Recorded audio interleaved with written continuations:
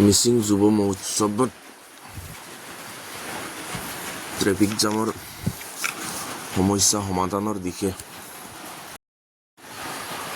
আজি জোনাই বিধানসভা সমষ্টিৰ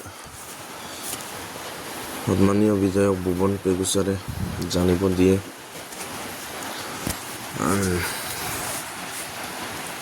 এতিয়া 4 লেনযুক্ত যি কোম্পানীৰ কাম কৰি আছে, এই হাইৱেৰ ইঞ্জিনিয়াৰ আৰু PW ইঞ্জিনিয়াৰে একেলগে মিলিত হৈ কি ধৰণে ট্ৰেফিক সমস্যাৰ সমাধান উলিয়াব পাৰে এইটোৰ ওপৰত আলোচনা কৰিব বুলি জানিব দিয়ে।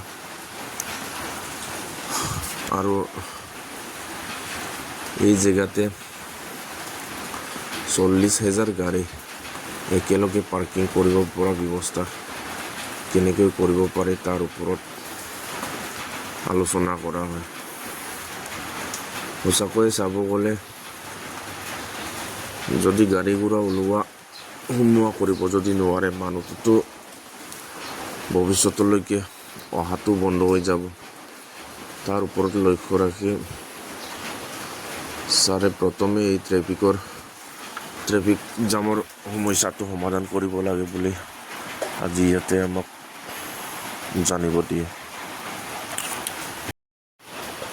40,000 গাড়ী যদি ভিতৰত আহি পাৰ্কিং কৰিব পাৰে, তেতিয়া কম হ'লেও 1.5 লাখ মানুহটোতো ভিতৰত ধুনীয়াকৈ আৰামছে সোমাই আহিব পাৰে জাম চাম নোহোৱাকৈ।